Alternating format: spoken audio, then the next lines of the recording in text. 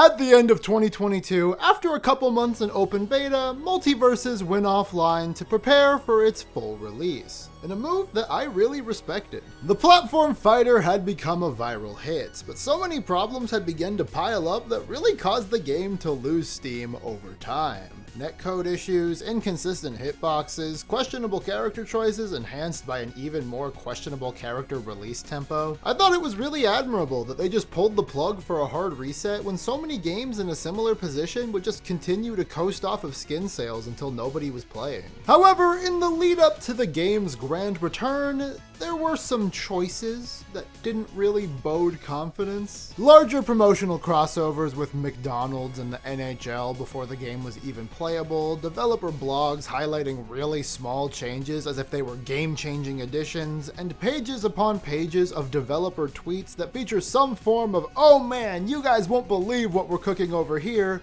with no evidence of said cooking ever occurring. All while Warner Bros. Discovery spent the last year brazenly canceling every creative project possible for tax breaks, making the idea of a game celebrating the legacy of the WB kinda tone deaf, and adding fuel to the fire. When the game eventually did come back from its hiatus, it came back with barely any more content. 2 new stages with some variations, and only 3 new playable characters, one of which being Banana Guard. I loved Multiversus, and I've been anxiously awaiting its return. But I would be lying if I said that recapturing that magic wasn't going to be an insane uphill battle going in. And now that it's in our hands, I think we still have a lot of battle left in front of us. The most immediate new change to Multiversus from the beta is the gameplay. The core has been retooled a little bit, they jumped ship to a new engine, and as a result, the game is much slower. And frankly, I don't hate this change. I think people are being a little dramatic when they say this game is unplayable now compared to how the beta moved, because within 2 seconds in my first match back, I was already pulling the same bullshit I did back in the day. The muscle memory has all been retained. The actual issue that makes this game unplayable is the new camera. For a reason that I'm still not 100% sure I get, for the relaunch they made all the characters much larger on the stage, but they didn't change the camera to account for that, and now everything is just weirdly close. Like, it's not a game breaker, but why? Other than that, we have our new roster additions. I'll talk about them more later. There's been some minor balance adjustments with some characters getting new moves, and every character now has a brand new dash attack and parry in their arsenal. And in terms of gameplay, that's kind of it. Playing Multiversus again, there was a resounding "that's it" around every corner. After a year off, I expected more of a splash when the game finally returned. But ultimately, Multiversus' revival is more of a story about removals than it is about additions. They removed the gold currency, they removed the try before you buy on the characters in the training room, they removed the ability to earn battle pass progress outside of challenges, they removed the post-match statistics, they removed the 2D character portraits and replaced them with uglier 3D ones. In fact, the game UI just looks uglier across the board now. They removed the ability to play against bots. They removed the ability to change characters in casual matches. They removed the ability to get rid of the stupid red and blue tint over the characters. And worst of all, they removed the advertised feature of every character and every perk being unlocked in local play. So now the idea of this game having any kind of competitive scene is just thrown out the window.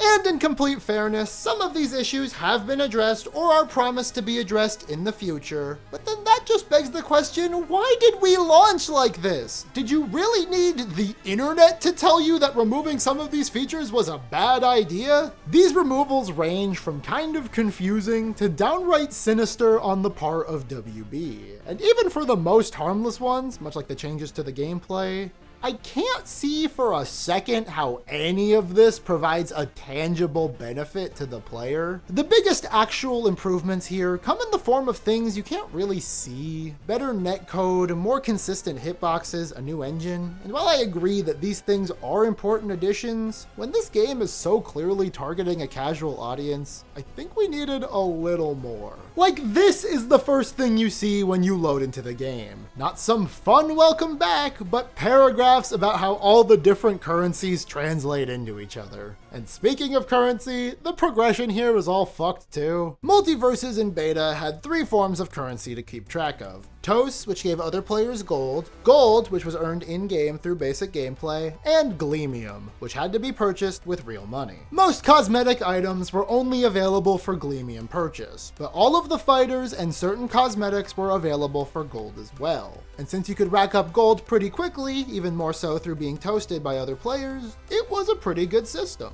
Yeah, there was a grind, but it wasn't an incessant grind. The only people who were buying fighters for gleamium were those who wanted to support the game in the first place. Contrast that to now, with 5 currencies. Gleamium returns alongside Tos, which now awards fighter currency used to unlock new fighters. Also new here is perk currency, used to unlock perks that used to be locked behind character mastery, a change that I actually quite like, and prestige currency, used for cosmetics and is earned by buying cosmetics. Kind of like a reward point system, you get a little kickback every time you unlock something. The problem here is that all of these resources accumulate at a snail's pace. Allegedly, it takes 38 hours of PvP gameplay to get enough fighter currency to unlock 1 new character. 38 hours? When Battlefront 2 did this shit back in 2017, it was considered the worst thing to ever happen to gaming. But nowadays, games are just like that. And I can hear the comments now, the game is free, they need to make money somehow. And it's like, yeah, they do. That's what the item shop is for. The agreement for a while was that cosmetics were fine to paywall, but gameplay functions, those need to be easily accessible. None of this pride and accomplishment shit. But the landscape has changed so much that you will now find people actively defending this choice. WB is not gonna fuck you, bro. If anything, they're gonna like remove your favorite cartoon from HBO Max and then like laugh at you, I guess. Credit where credit is due, Player First Games has tried to deliver on their namesake. If you played during the beta, you get a free premium battle pass, a bunch of free currency, and extra cosmetics. But if you will for a second, think about little Jimmy from Idaho who wants to play this game because he heard his favorite character, the Joker, is now playable. If he boots up this game for the first time tomorrow, assuming he does all of the quests he can and gets toasted every match, he will still need to play around 10 hours of Multiversus PvP to unlock him. Probably even more so, because for some reason, the Joker is worth twice as much as every other character. I hope he likes playing as Shaggy. Or Banana Guard, you know, little Jimmy. I'm sure kids these days totally have strong feelings for these two. The main retort that I've seen to this is that you don't have to play PvP. You get way more currency for playing Rift Mode. And you might be wondering, what is Rift Mode? And I would reveal to you that Rift Mode was something that I was purposefully leaving out until now. That's right, I was lying. Multiversus' Rift Mode is a series of matches versus character AI with a loose theme and plot surrounding them. And occasionally, there's a couple mini-games to help break up the monotony. For my Smash Bros folks in the audience, this is their world of light. When they first announced this, my immediate thought was, oh my god, this is what they spent the dev time on. It was okay that we're only getting 3 new characters, because they're including a meaty story mode for us to sink our teeth into. And would you be shocked to discover that I find this game mode to be as lackluster and lame as everything else? It's just typical matches versus the computer, but with equipable gems that boost your stats, and every now and then Batman's character portrait will appear in the corner and interject to give the illusion of a larger story. Only the illusion though. Most of this dialogue is not very interesting. Ultimately, this would be harmless, just a mode that I would probably never choose to play. But there are a couple larger issues here that make this whole thing feel downright offensive.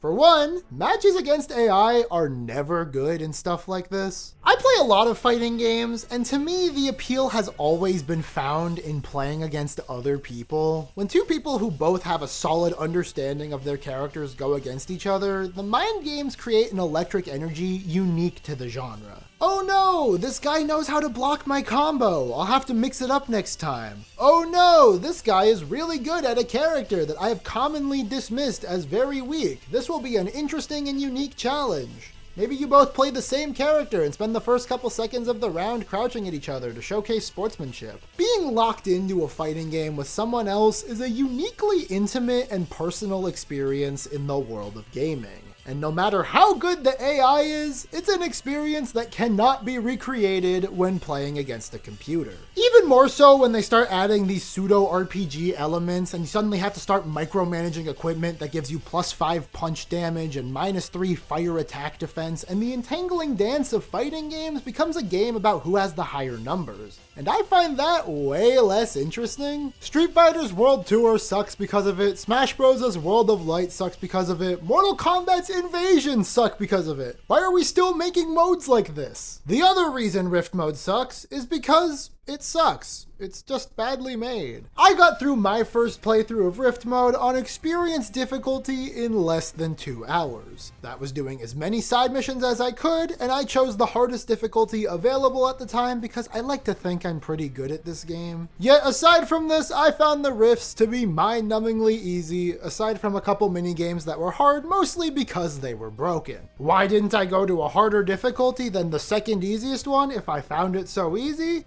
Because to play a harder difficulty, you first need to level up your gems, the main MacGuffin of Rift mode. Gems are leveled up exclusively through these loot boxes that you get for doing dailies, completing challenges, and sometimes you just kinda get some. It didn't seem that consistent. But the problem with that is that the amount of gem XP that you get for doing dailies is basically negligible, so the real way to level up is by completing these challenges, which for the most part are basic tasks. Do 5 dash attacks, don't take too much damage, fair enough. But the problem with that is that some of these challenges include winning with specific character types. Human characters, villainous characters, characters from the DC universe, etc. And the problem with that is that you have to buy all the characters, so it's very feasible that someone playing this game for the first time won't have the currency needed to unlock the characters to do the challenges to level up their gems, effectively locking them out of Rift mode entirely. Hell, not even just someone playing the game for the first time,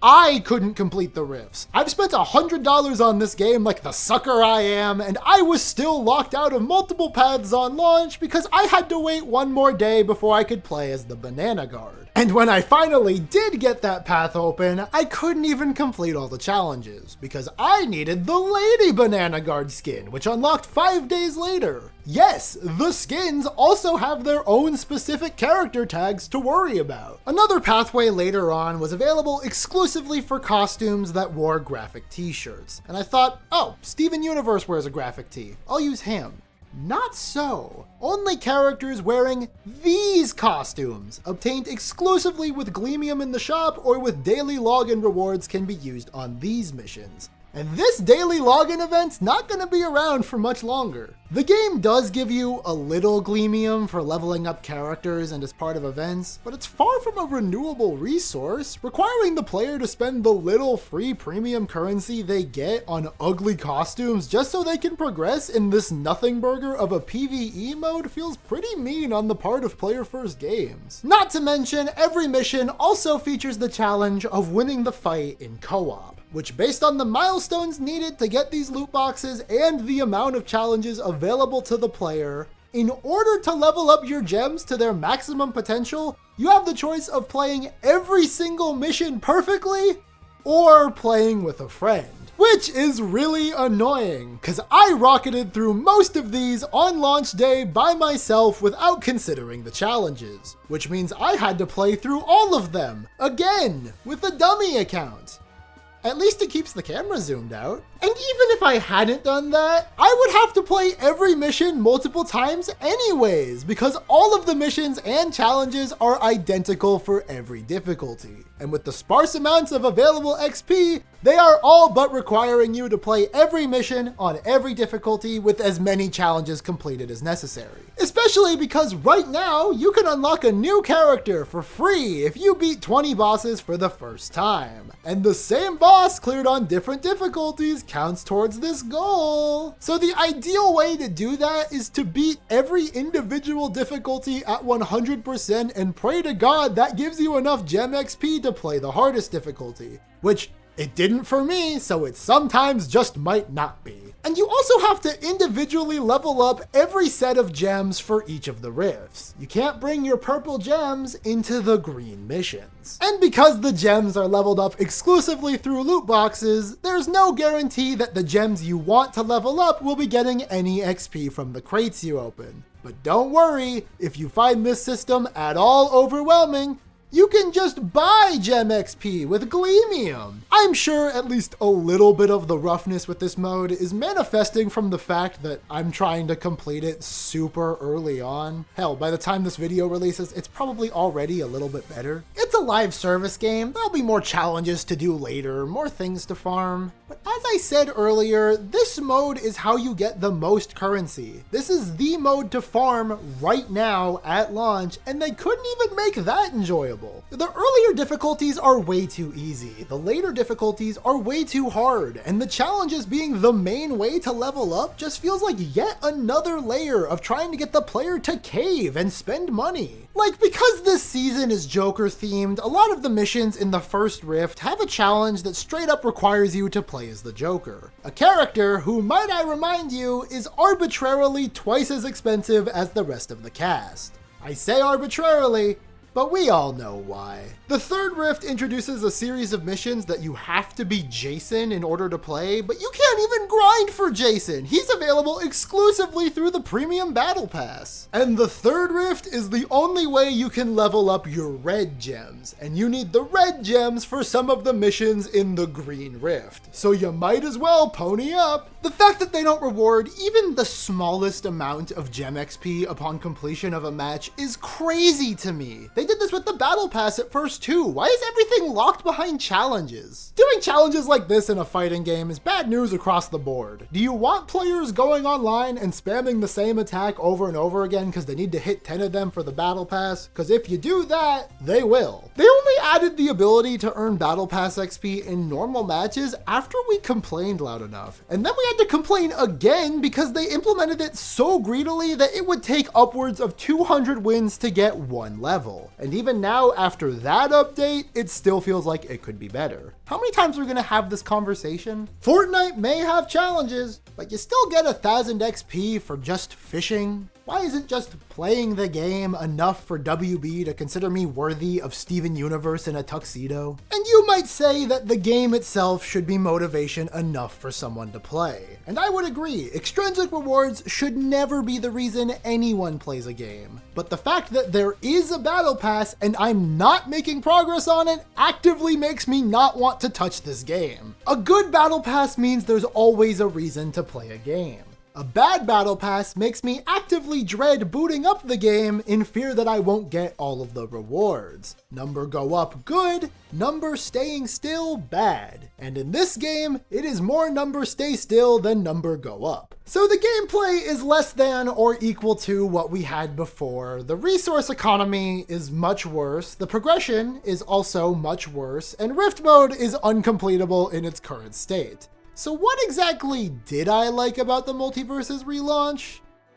Would it be enough to say that I am just happy I can play this game again? All jokes aside, I like the new characters. Well, at least I like most of them. I don't have a particularly strong fondness for either the Joker or Jason Voorhees, but they're fun gets with fun movesets. Jason's bag move in particular. Big fan, silly in all the right ways. Likewise, the new stages are pretty cool. It's kind of annoying that both of them are for characters not currently in the game and feature insane stage hazards to dodge, but the visuals and music deliver. I like that they recast Rick and Morty using the new show actors and actually got them to record unique dialogue for the game instead of the archive audio they were using. Although it's a little unfortunate that the game devs left all of Rick's dialogue with unreleased characters in the game files, causing what I assume is the next year's worth of DLC to be leaked.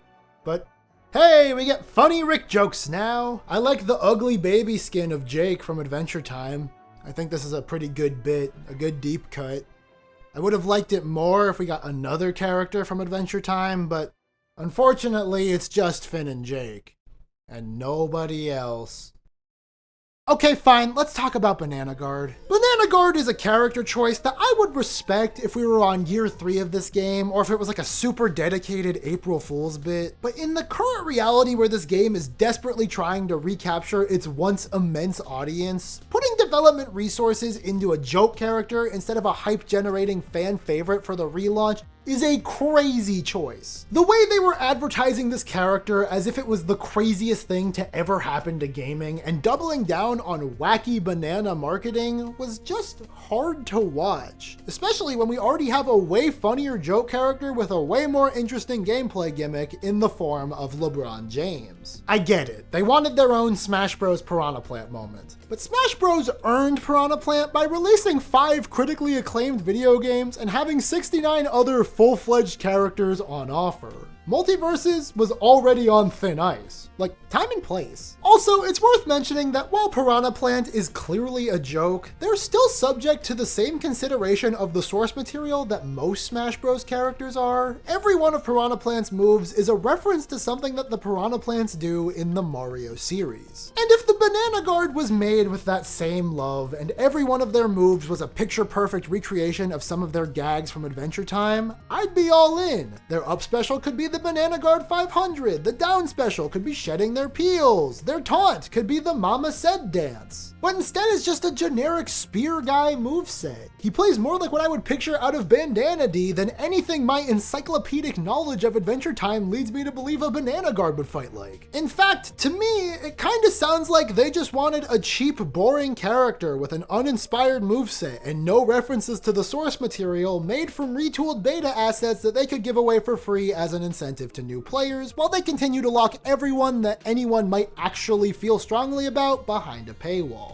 Banana Guard is emblematic of everything wrong with the current state of multiverses. From concept, to the teasers, to the fact that they time gate you so you have to wait a full 24 hours after logging on before you can play with them. It just illustrates such a clear disconnect from the devs to the audience. And on that, I don't think Multiverses knows how to market their game at all. Following news during the months leading up to relaunch was a harrowing experience because it seems like the official social channels are allergic to posting actual game information, instead just posting some really strange memes made with existing assets. It feels like for whatever reason, there's some quota of professionalism that needs to be maintained on the official socials, and thus any announcements made with less formality get thrown to the community manager socials, but the community managers tend to overhype everything, so it just leads to the entire delivery feeling so inauthentic. Even now, amongst the heaps of criticism this game is getting, all of it was addressed first on the Twitter account of the game director, and I feel it's a little irresponsible to put the target on his personal account instead of,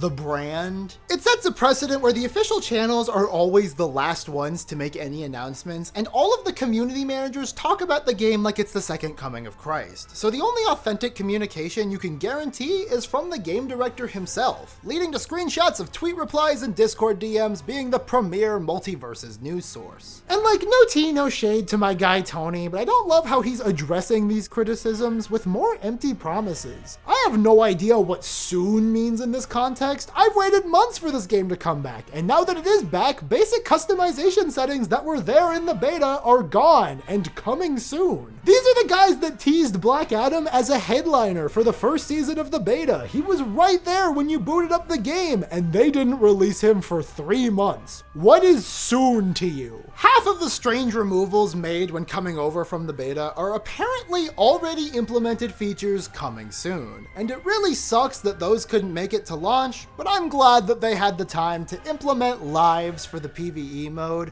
lives that have to be purchased with Gleamium. Although, according to them, that's just a bug. Not at all a planned feature currently in the game that they're walking back due to community feedback. You see what I mean about it feeling inauthentic? It says a lot about the content delivery of this game that the most prominent members of the community are the people who leak shit from the game files. And listen, I hate leakers as much as the next guy, but for Multiverses, the leakers are the people keeping interest in the game alive. Twitter user @MultiverSusie has done more for my intrigue in this game than anything any of the devs did during the break. She was out here doing community outreach, talking to people, keeping the love alive, even when there were no leaks to speak of. Because, you know, there was no game to speak of. It does so much when a community figurehead actually talks like a real person and isn't just endlessly gassing up the game or teasing some new content coming at some vague date. How much of this is the fault of the team over at Player First Games, and how much of this is the fault of the corporate suits at WB constantly pushing for faster returns? I don't know, and we likely won't know until Jason Schreier does a post-mortem Bloomberg article about the game. But given that this is the third game to release in a borderline unfinished state from WB, I have a couple guesses. But at the end of the day, it doesn't matter how much is cooking. It doesn't matter what's on the horizon. These lofty plans and leaked rosters of 40+ characters aren't going to see the light of day if no one is playing this game in 2 weeks. And based on my experiences here, I'd be willing to bet that no one is going to be playing this game in 2 weeks. Well, anyone aside from me, of course. I feel like I know what the comments are gonna say about this video as I make it. Some variation of don't like, don't play. And you know what? Sure, fine. But I love this game! I poured hundreds of hours into the beta. The video I made on it was the longest I had made on the channel up until that point. I spent weeks telling anyone who would listen how excited I was to be playing Multiversus again. I even woke up at 4 AM so I could play this game the moment it launched. This isn't a hate video.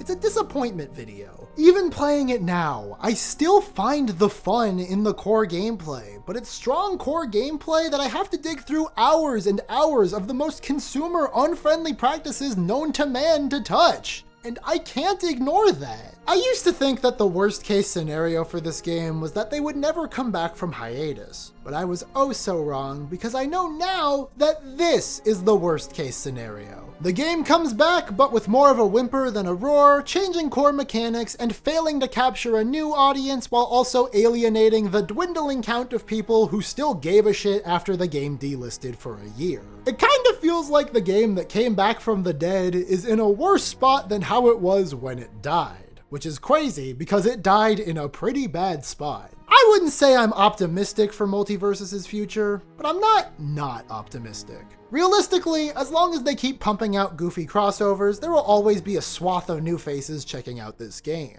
Whether or not it'll be a pleasurable experience for those new faces is another question. Me personally, I'm locked in. I'm dedicated to being part of the problem. You thought that all of this was enough to get me to stop playing? Nah man, I went down with the ship with Avengers, and there is no way that this game can fail so catastrophically bad that I regard it worse than Avengers. But with that being said, I also still can't recommend anyone play it. Now maybe if they added more means to progress the battle pass, sped up the gameplay again, fixed the camera, fixed rift mode, added more means to unlock new fighters, and added Ted Lasso as a playable character, it would be a great foundation to build off of. But updates like that are going to take time. And after waiting a year for the game to come back in the first place, it's really a kick in the butt to be told that I have to keep waiting.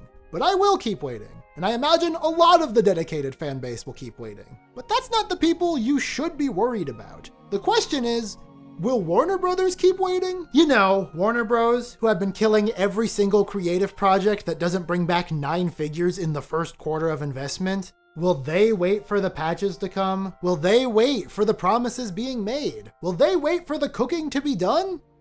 I guess we will just have to wait and see. See ya!